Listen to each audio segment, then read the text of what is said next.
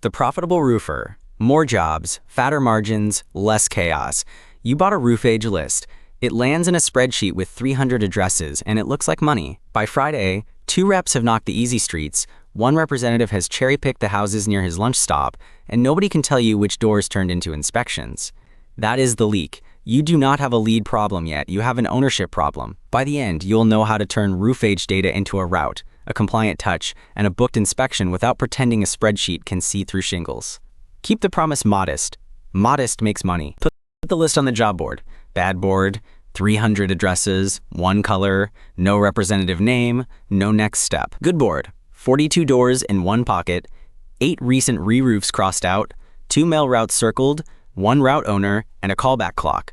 Same list, different machine. The question is simple. Which addresses deserve a paid human hour this week? If the list cannot answer that, it is a junk drawer.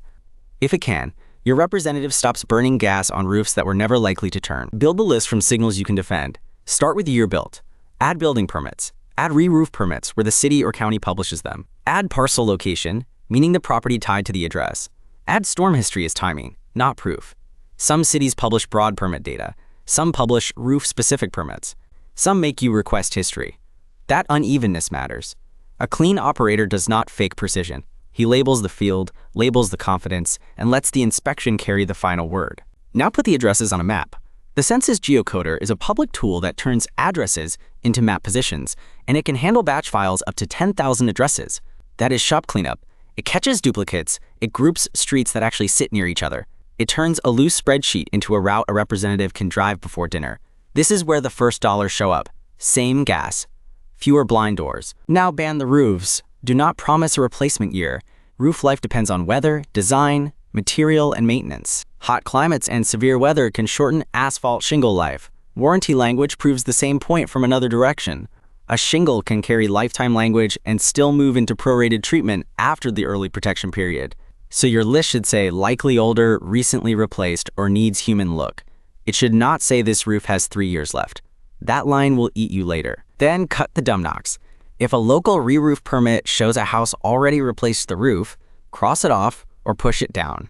That door may still be a future gutter or siding conversation, but it is not where you spend a roof inspection hour today. This is the part owners skip because deletes feel like lost opportunity. They are not. A crossed out bad door is margin saved. That is a truck payment over a season. Layer storms the right way. NOAA storm reports can help you time a territory, but real-time local reports are preliminary. Official storm documentation lives downstream. Hail testing also teaches restraint. Asphalt shingles are common and hail can damage them, but lab ratings compare products under controlled tests. They do not prove damage on one roof. Use storm history to choose the route and prepare the talk track.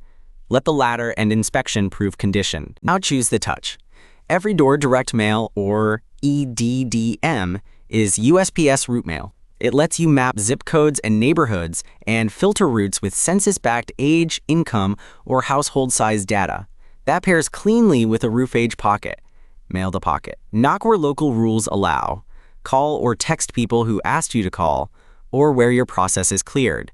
Do not blast pre-recorded sales calls from a cold list. The FTC ties those calls to signed written permission. Door sales have a cooling off rule too. For qualifying in-home sales over $25, the customer gets 3 business days to cancel. Build the route like an operator, not like a gambler. Better targeting still dies on the clock. When a homeowner fills the form, scans the mailer, or asks for a callback, the clock starts. HBR's lead response research found companies were often too slow, and that contacting within an hour had a much better chance of qualifying the lead than waiting.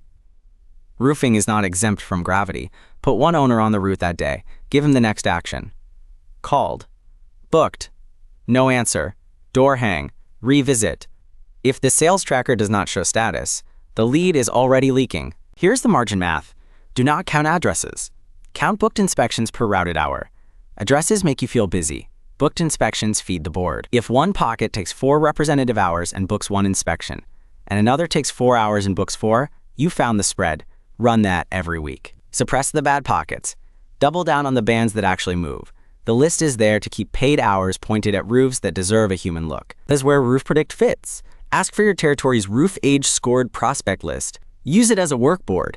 Age band, confidence, recent permit suppressions where available, route clusters, and a clean inspection handoff. It does not need to promise damage. It does not need to guess the exact replacement year.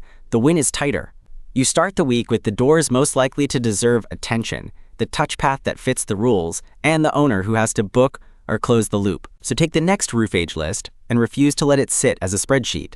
Cross out the recent reroofs, band the older roofs, cluster the route, pick the touch, name the owner, start the callback clock. Age does not book the inspection, ownership does. Stop knocking whole neighborhoods. Knock the roofs old enough to deserve the truck roll, then let the inspection prove the roof. That is how the list turns into booked work. Plug that leak.